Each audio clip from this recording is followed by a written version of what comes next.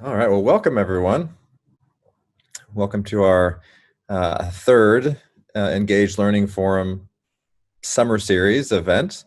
Very, very happy to see all of you here with us today. I think we'll go ahead and get started. We might be joined by a few additional people as we have the conversation, but we're very happy to see you. Grateful that you were able to navigate our change from a Thursday to a Friday this week.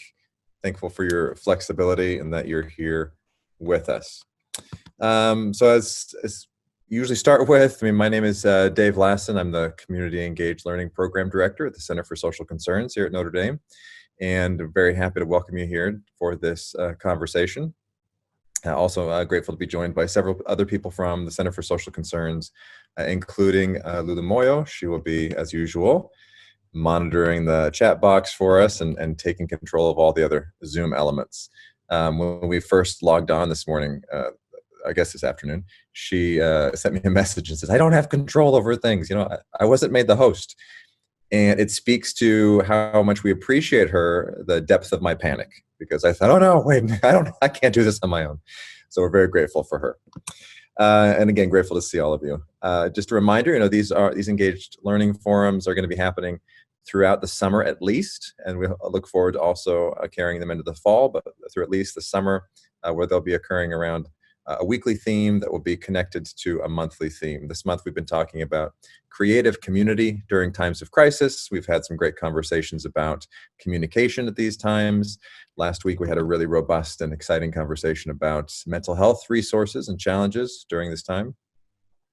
I would encourage you all, if you have any interest and if you were or were not able to join us last week, I would encourage you to take a look on our website, where we will be posting later today a summary of that event. Some recording of a portion of the event has been recorded and will be posted there as well. And then also a list of resources that you can use, some helplines, some virtual therapy resources, and then some connections to some local organizations as well that you might be able to use for the folks that you work with, or for your staff, or for yourself. Grateful for the folks who helped contribute those resources, and we're eager to have those up and there for you. And you'll also be able to, in future weeks, check back. We'll continue to post resources related to these conversations. One thing I want to make sure to note as well, we've talked before, is that next month our topic is going to be centering on technology and information technology resources. So things about hosting webinars and Zoom sessions and what it might take to contribute to and support an online community during the pandemic. But we also recognize that there is, we want to stay flexible, and there's an opportunity for us to have something of a special conversation to start the month of June. So we're going to send you some more information about this in the upcoming days. But we're going to be changing our topic for probably the first week in June, to focus, instead of information technology, we'll shift those conversations a week into the future, and instead begin with a conversation about what's going to be happening in the fall for all of us. The university just recently made an announcement about what the university's plans are in terms of students and classes, and that includes an earlier start date than we would typically see, and a compressed timeline for classes.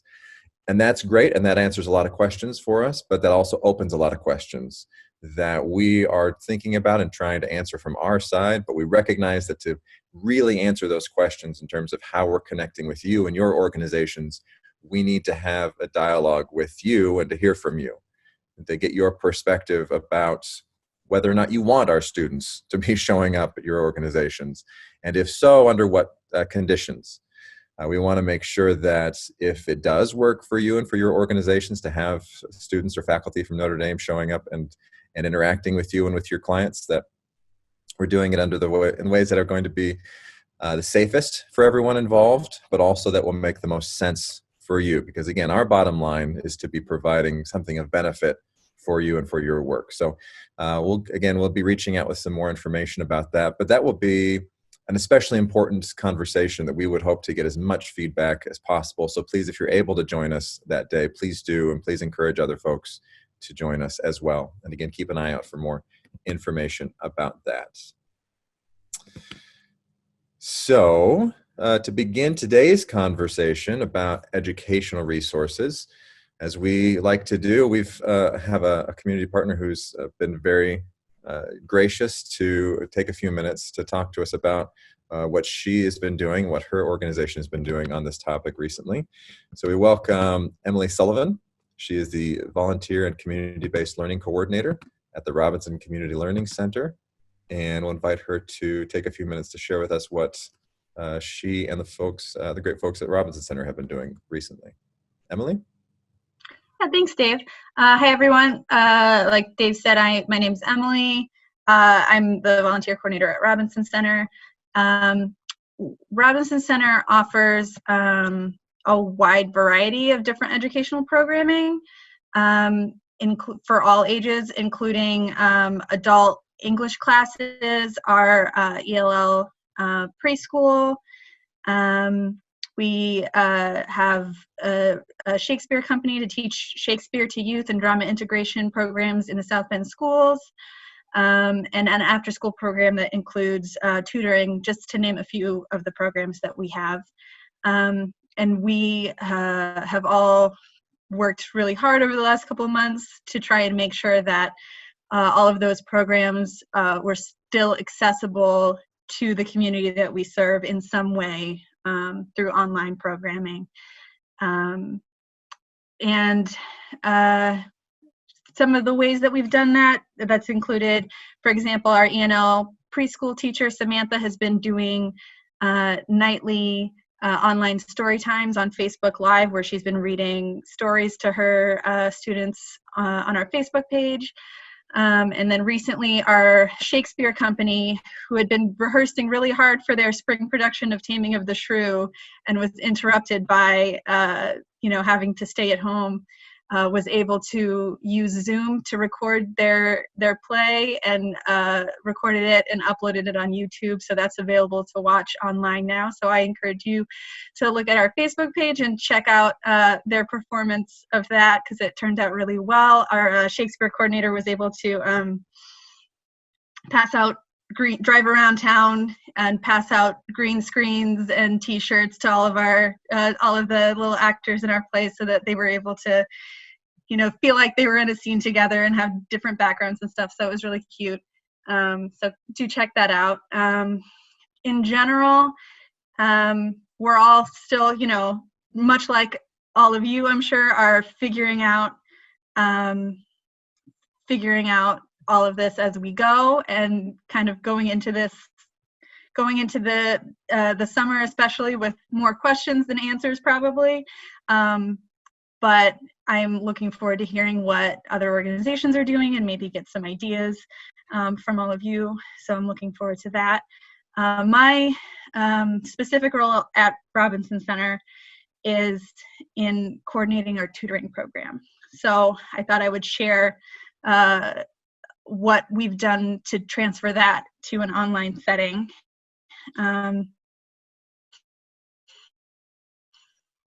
So during the school year, tutoring we have our after-school program where kids come to us off the bus after school, and we have different enrichment programs going on, but they also receive an hour of tutoring Monday through Thursday that is given by Notre Dame students and St. Mary's students who volunteer their time to come to Robinson Center once or twice a week. So to give our kids that hour of tutoring every day.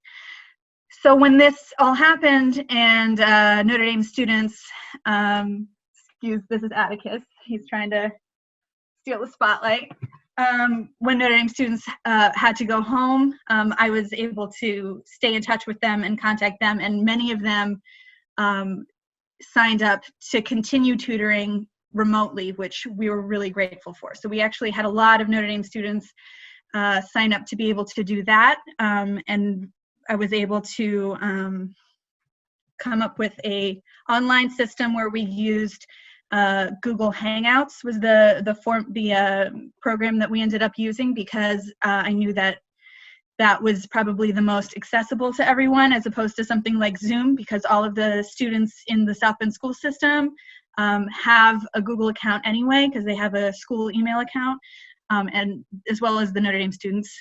So we chose to use that and set up a calendar where I had a tutor available at every hour during the day, Monday through Thursday, and parents could go on a Google Calendar, like appointments page, and sign up for appointments for their student to get tutored to assist with the online learning that they were doing for school. So some challenges that we ran into with that. First was access to technology. Everybody, since the students, the South Bend school students all had access to Chromebooks. So in terms of having a computer or device to do the tutoring on, that wasn't as much of a problem. But there were just technological challenges in terms of learning how to use the program, learning how to use Google Meets. I spent one day with one parent in particular on the phone with her most of the day, off and on, trying to explain to her how to download Chrome on her computer and how to, set up the call, set up the call in that way.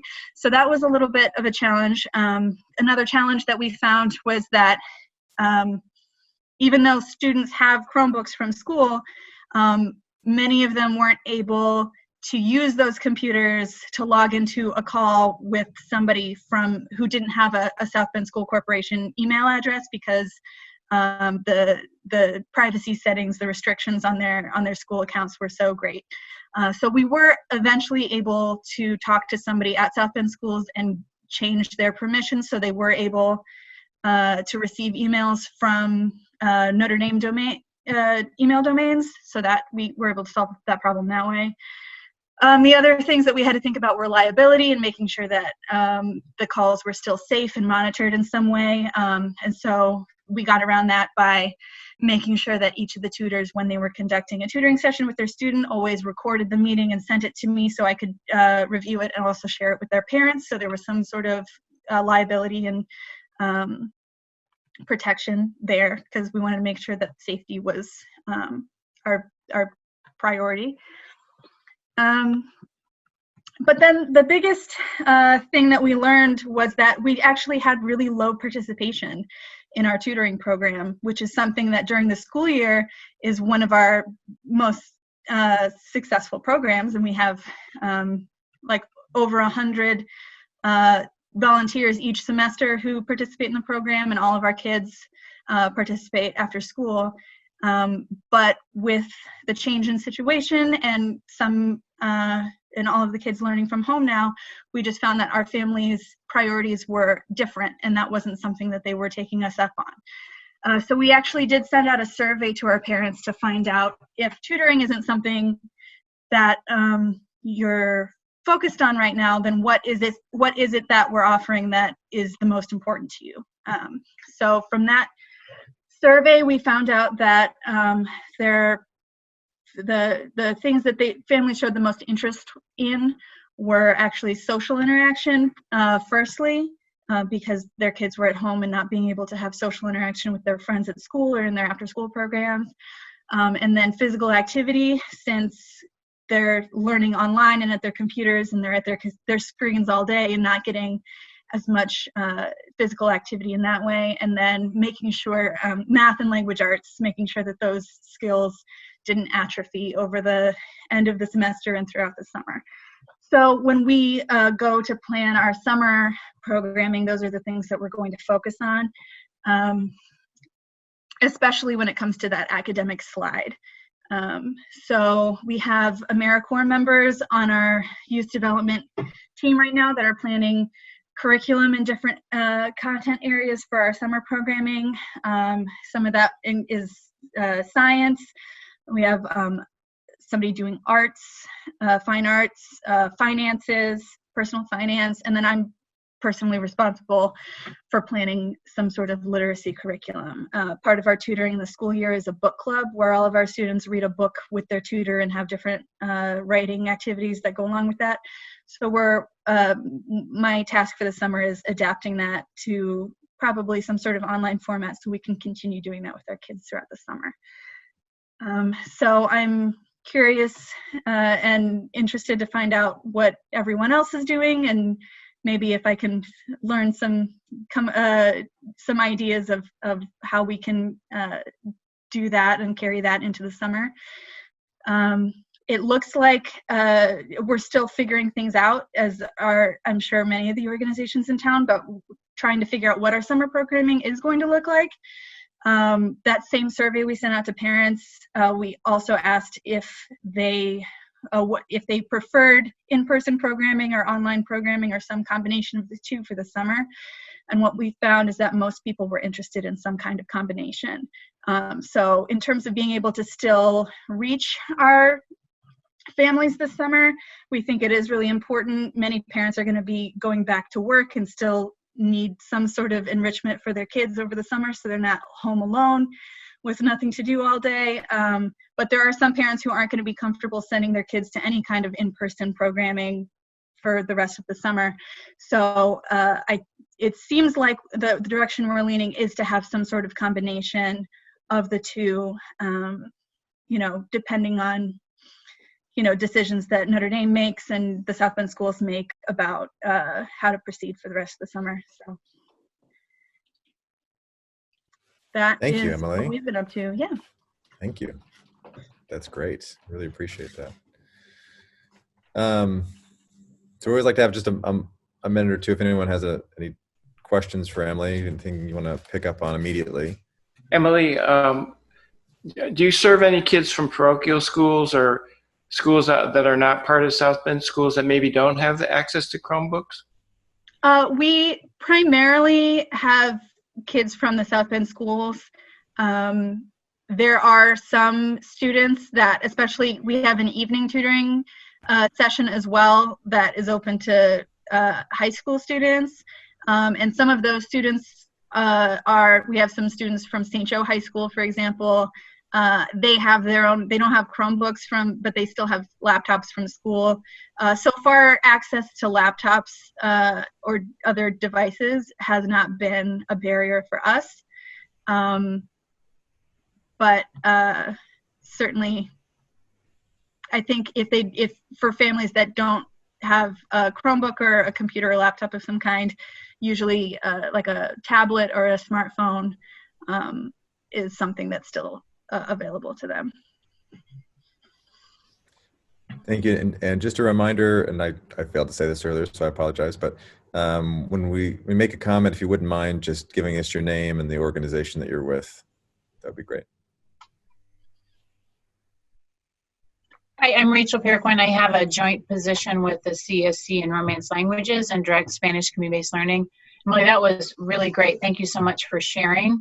One of the things that was going through my mind is I know that some of the partners that we work with, like Holy Cross, Katie Lichon is on, and La Casa and El Campito, also, especially with La Casa, but also have some of the same challenges that you have described, and I know have all been working through in their own ways how to address those. But I was just thinking it would be really great if you were willing to write a short summary of what it is, things to share in the spirit of continuing the conversation and helping, from my perspective as a faculty member and somebody who works with other faculty, trying to think through how we're going to address CBL in the fall, but also in the spirit of sharing with the other community partners to continue that conversation about what's working and what hasn't. Yeah, absolutely. So thank you. What would be the best way to share that? If I emailed something like that to Dave, and could you distribute that or make that available? Yeah. Okay. Yeah, it's interesting in terms of just what everybody's different challenges have been and how we've addressed them.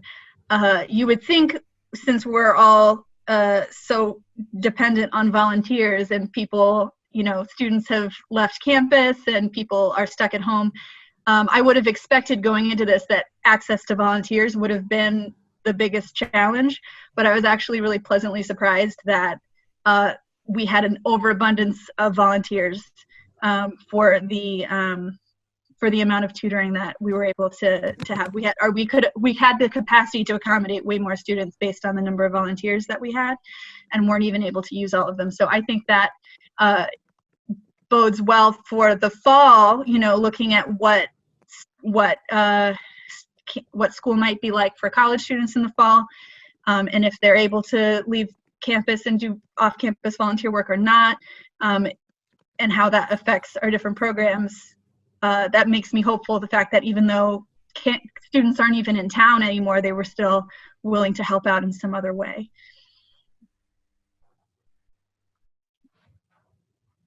I can just quickly echo that we've talked with a lot of students who are they're just eager to get back in touch with anyone, and especially to get back in touch with community organizations and members. So we've got a lot of students who are really interested in that.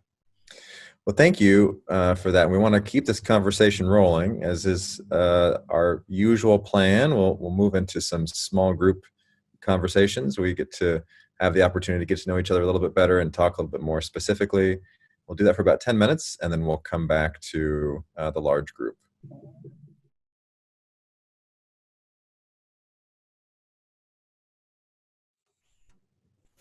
Well, thank you for participating in those. I always really enjoy those small conversations. I always find myself learning a lot about those, about people and their work, and it's such a joy. So, and for the rest of this conversation, as usual, we'd just like to open it up. I mean, if you'd like to pick up on some threads that came up during your small conversation. I love the back and forth that's going on in the chat box, so please feel free to be a part of that conversation as well. And want to make sure that everyone saw that Connie put in the YouTube link for the Shakespeare event that Emily was talking about. It'll be taking place it looks like it'll be a live stream or it'll be posted at 7 tonight, it looks like. So please take a look at that there and enjoy that. And then we'll just open it back up to the conversation. So feel free to lead the conversation in whatever direction makes most sense for you right now.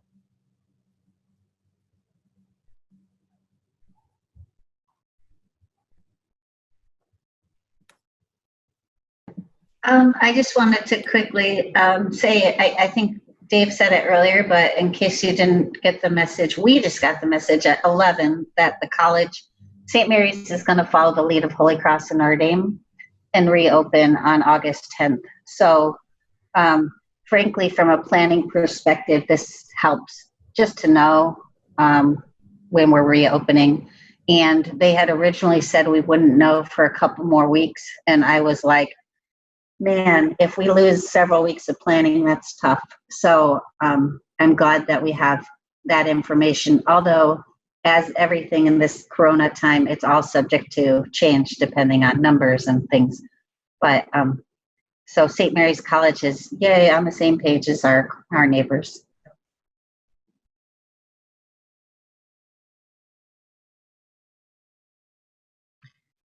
Right before we got brought back in here, Rachel and I were discussing how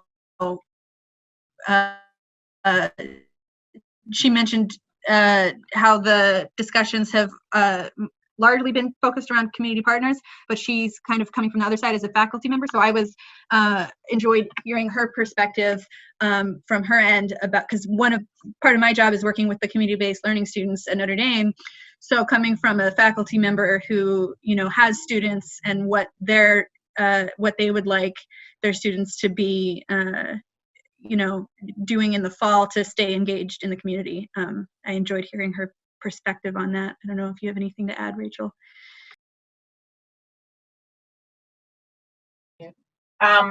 Thanks. Emily and I had a great conversation. I'll share something else about the first half after I respond to what she was just saying. So Maria Cloma, who's on the meeting today. Hi, Maria. Thanks for joining us. We had a great conversation this morning about thinking through with Spanish CBL, and basically, from the faculty side of things, because of the moved up timeline, because of Father John's communication in terms of planning for face-to-face, as well as if we have to switch to remote, and if we are face-to-face and we're going to have students on campus, but in quarantine, we basically need to think through 3 scenarios at once and make sure that the learning goals and the activities that we're doing with our students can be effective regardless of the way that it's being delivered, as well as thinking about the, if we are unable, if we get a mandate from the university that we can't be sending students out, to make sure that and that's if, but to make sure that the learning that is happening within the classes is not only meeting the student learning outcomes that we want for our students, but also are meeting the needs of the community partner. And so trying to think creatively about perhaps projects or products or deliverables that are going to be beneficial to the community partners. So thinking creatively about what our students can do that are going to benefit the community partners. As well as, if we are doing digital tutoring or digital mentoring, how we can make sure that our students are able to actually connect with your students and in effective ways. And I was really pleased to hear how Emily was talking about the kind of the oversight piece of it, to make sure that there's still that safety and risk management element to how they were doing the tutoring. So we've got to have this ongoing conversation with each other to make sure that we as faculty are mindful of community partners' needs and constraints and wishes, as at the same time that we're keeping in mind the learning outcomes that we need for our courses. I wanted to share, because it might be helpful for more than just Emily at Robinson. The first part of our conversation had to do with other kinds of projects or things that they were dealing with or making adaptations for. And one of the programs that, of course, was impacted is they have a group that works on, it's called My America, with middle school and high school, and they're focusing on American civics and history and that kind of thing. And they were supposed to have taken a trip to Ellis Island, which of course is not happening. So I was telling Emily, and I'll go ahead and put the web addresses in the chat, but the Library of Congress has a fabulous digitized collection. I see Ludi nodding her head. She's already familiar with it. Starting back in the late 1990s, the head librarian for the Library of Congress began digitizing their collection. So they have millions of documents online accessible to any of us. And the reason I was sharing that is because with the language classes, the second half of the semester, we found that we needed to be very creative for the experiential learning things, because students couldn't go to Spanish language mass, or they couldn't go to a movie on campus, etc. So there are lots of great virtual museums and ways to interact with sites online, which don't substitute going to Ellis Island, but you can access a lot of great materials. And within the LOC, the Library of Congress collections, they also started a program 15, 20 years ago called American Memory, and teachers, K through 12, K through 16 teachers have developed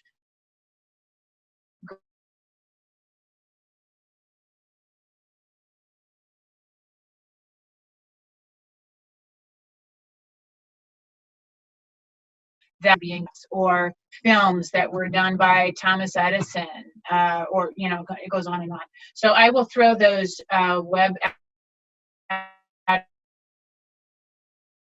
addresses in that you think would be helpful for your students, that you check it out.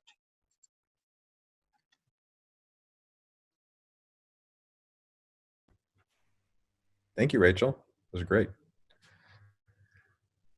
I did have a question for Emily and for anybody else. I mean, the nature of our interactions with people has changed dramatically, not just because it's remote, but because we're getting a peek into people's houses in ways that we didn't before, right?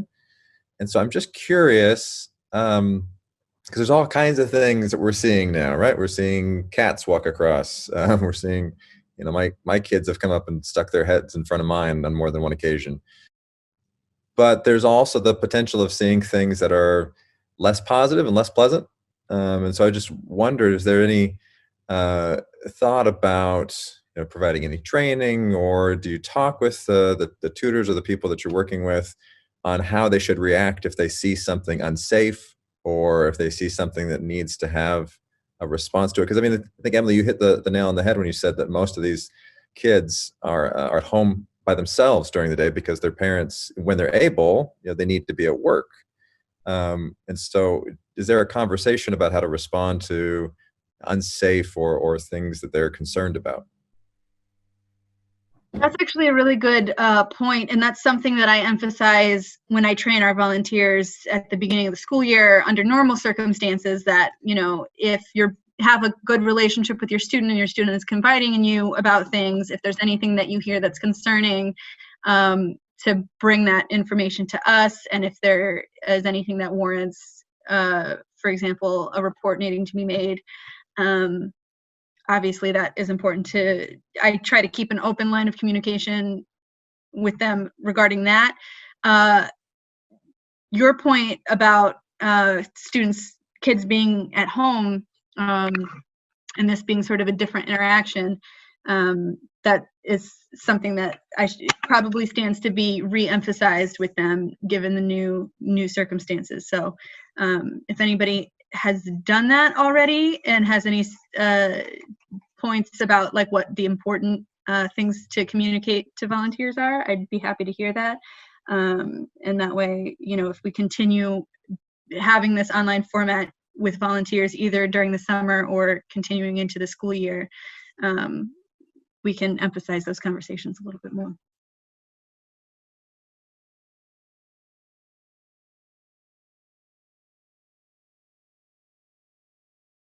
I just echo the need for that. And I'm eager to hear if folks have that. I mean, essentially you're framing this as mandatory reporting in remote environments. What does that look like? And how do we introduce our volunteers, whether they're course-based or not, into understanding their responsibilities and transferring that dynamic to the remote environment. Has anybody seen good guidance on that? I mean, anybody have that?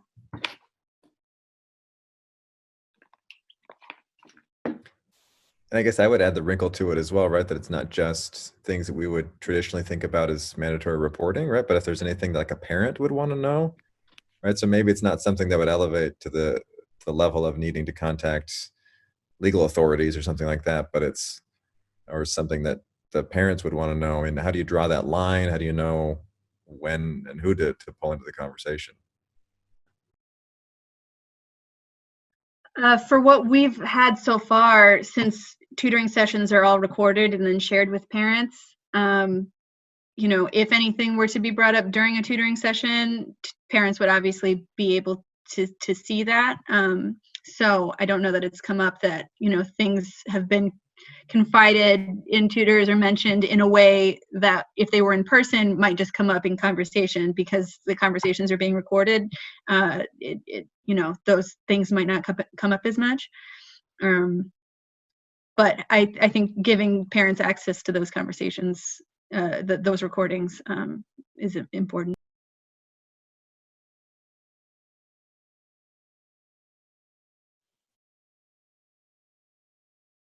Could I just encourage Eve to share some of what she discussed in our session? We've been talking about younger learners, but she works with learners at the other end of the spectrum and has had some challenges teaching people who might not be prepared for that or willing to be prepared for remote learning environment, and what that has looked like, how that's dramatically changed what she's doing. And we just started to talk about, in the fall, again, who knows what guidance will be given in terms of what our students could do. Could they be helpful in some way to help transition and train and support Eve and or instructors and the students of the Forever Learning Institute who have a unique set of challenges and access and educational backgrounds as well, and that are affected significantly by this environment.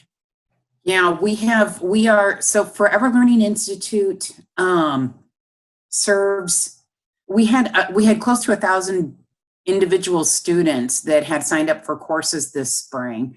We were 2 weeks into our 10-week semester when we closed. We moved as many courses as we could over to a Zoom platform, and probably, I'd say less than half of the students within a class that went to Zoom went with it. Our next, we will not be holding in-person classes this fall. We don't, we just think that because it's such a fragile population, that we need to be prepared for a while yet to engage our seniors electronically. So when we were in the breakout session, I was explaining that one of the difficulties that we're having is we have a lot of students that do not use electronic communication. I have a lot of students that do not email, let alone feel comfortable downloading an application onto their computer and communicating. So our next step was to train the instructors. And I am probably going to set up, I've done some of it via Zoom, which is really hard.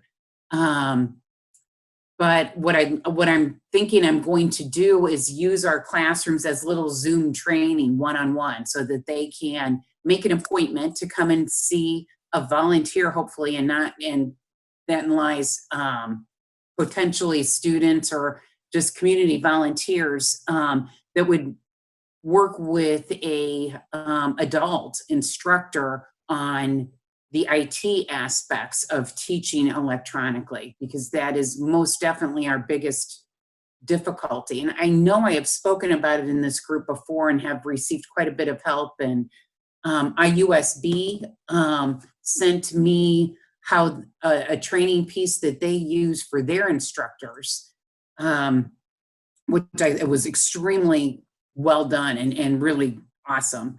But that's our biggest challenge. That and I'm gonna say at that point then is marketing it, because I have a lot of students that they will not. They just, I send out our little constant contact emails, and I send out 3,000 and I get maybe 1,000 that'll open it. So a lot of students don't even know what Forever Learning is up to because they're waiting for their course guide in the mail and it's not going to arrive. So we're looking at doing postcards and those kinds of things, because obviously the other challenge for us currently is that without tuition, Forever Learning has no income. And I can't just continuously provide programming without holding classes. So that's kind of where we're sitting at this point.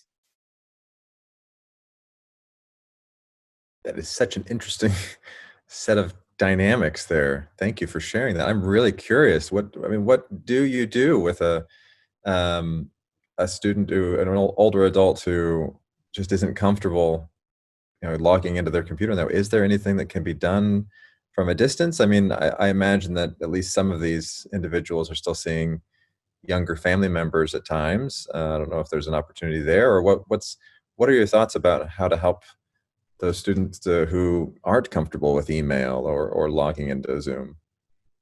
We do train a lot. A lot of seniors get a gift of an iPad at Christmas. And, their grandchild zips and says, "Oh, Grandma, look, it's so easy." And they have no idea how to do it. So we do, point by point, how to turn your device on, how to create it to make it your own, what kind of apps that you would use it and find successful, how to, what I really stress is communicating, particularly over distance. So one of the biggest problems as we get older is our children and our grandchildren all live far away. And the ability to communicate and make what used to be a long distance phone call, but you can see them and it's free, is one of those things that a lot of seniors find very surprising. So we make small inroads each semester in those classes, but not enough. Not that's maybe 20, 30 students go through an iPad, iPhone kind of class. And are literally hundreds out there that love forever learning, love coming in there and sitting through a Civil War course and or philosophy and religion, and they are super intelligent and not technologically savvy. And it really is, aside from one-on-one training, I don't have an answer to this issue. Eve, I'm wondering if you have explored, and I'd be happy to try and explore this with you. My mom is one of your students. She takes watercolor and Spanish, I think, right now, or she did. And our good friend Roy Somerville also. But I wonder if you have explored or would consider exploring some kind of asynchronous learning environment where videos of instructors are recorded and then uploaded to like a single spot, so that you're eliminating some of the logistical challenges of that. I mean, the clear downside is the lack of community, right? But the upside being that there's some familiarity, and then maybe having like one call or one sort of more simplified opportunity to gather virtually that doesn't include the computer, maybe to at least allow people to connect. It's just one idea I had. I'm not like trying to push it, but I just thought we're doing that with our students, our younger students. So do you use an IT company or so the other issue, again, we're pretty tiny as far as staff goes. It's right. Myself and a part-time office person. And even she, not being there, there's not as much to do. I really have always used senior volunteers, and I don't have a camera. I've got my little computer, and that's what I use to run Forever Learning. And so there's that aspect. It's just from an equipment, to use the equipment aspect that we completely lack. Yeah. Facilitation even, it sounds like, would be helpful. Yeah. Get some advice. Can I just, sorry to interrupt, I just want to just button, because we have a shameless plug of some of the content we were talking about next month, because we're going to be having some of those exact conversations about, what do you do if you only have your webcam on your laptop? What do you do if you need to be doing something like this? And the first conversation that we'll have in that session, in that series, will be just a Q&A with some IT professionals from Notre Dame, who will just be there to answer questions. So please bring those exact questions, and don't hesitate to get very detailed and as into the weeds as necessary. And if in that session, if the conversation gets too detailed, we can always connect you with them and have a conversation after the fact, because I know that the IT department on campus, and I've talked with some of the folks here and have made arrangements, they feel acutely how much we all need their skills and expertise right now. So they are very much willing to be connecting with folks in ways that they maybe hadn't before. So I'll step back again now, but just want to make sure that that's clear for everybody. And so please, if you know any other organizations that are struggling with these same questions, please feel free to invite them when you get the information about that, especially that Q&A session, but about any of the technology conversations we'll be having next month. I will say, Eve, I don't know how to do this, but my son, who is 9, has figured out how to post YouTube videos, and that's a free resource. The bad thing is he somehow changed my email name, so people were getting emails from me that looked like they were from somebody called Roku Squad. So don't let your 9-year-old do it, but it is evidently it is for even little people. It still baffles me. So it does, actually. I have young adult children in college. And when that their volunteerism over every summer is Forever Learning's AV, setting it up, organizing it, making sure that what everybody broke all the semester is fixed and the connections are back again, because it kills me. It absolutely is really difficult.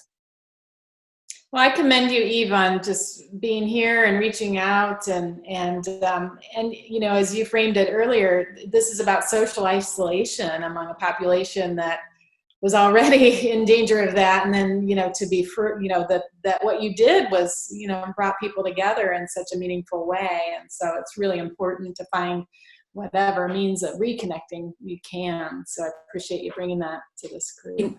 I know we need to conclude, but I also just wanted to say that this has also brought to, you know, the board of Forever Learning, as well as myself, a unique opportunity to learn how to do this and to begin to connect with those, because the problem of social isolation is so awful. I mean, it is so deep. Every senior really desperately wants to stay home. But even if you are living in a residential community, you are in fact socially isolated because your family is not there. People who love you are not there. And this really is a way for, I think, us to broaden our touch, that it, even for those that can't get in a car and drive over to our little school, can even when we are in classrooms, can participate and get to know the other players at Forever Learning and to make friends, even if it's like this. So if I can bring that, because now here I am, I'm trapped, I have no choice. I have to learn Zoom, so why not bring these people along with me on this new pursuit, and open up doors that I had previously left. So opportunities too. Absolutely. Absolutely. Thank you, Eve. That's a part of the conversation that we didn't get to as much today. But you know, I hope that everyone, you know, continues to think about what we've been forced to adapt or to adopt or to learn this summer that we want to carry with us, even after our traditional ways of interacting start to come back. Because as you mentioned, right, this is an opportunity as well. Well, it is 1 o'clock, so I want to make sure that we note that. And if anybody needs to leave, you feel free to. If you want to continue the conversation, though, as always, please don't hesitate. I'd be happy to have you here. But thank you all so much. Again, just really appreciate you taking the time to have these conversations. I want you to know that they are very useful for the other folks in the Zoom room, but then also it gives us at the Center for Social Concerns a lot of guidance about where to put our resources as well. And so I want you to know that your participation, your conversation, your insight, and your perspective have some far-reaching effects that you may not even realize at this time. So thank you again for being here with us and being a part of this conversation. And we look forward to continuing to connect with you between now and next Thursday, but next Thursday as well. As a reminder, next Thursday we'll be wrapping up our May sessions, and we'll be talking about income, housing, and food insecurity, and how to address some of those issues right now as well. Those are obviously getting very complex for a lot of folks the longer this the stay-at-home orders and the pandemic drags on. So thank you. I hope you have a wonderful long weekend and are able to get some rest, and really appreciate all of you, and we will look forward to connecting with you again soon.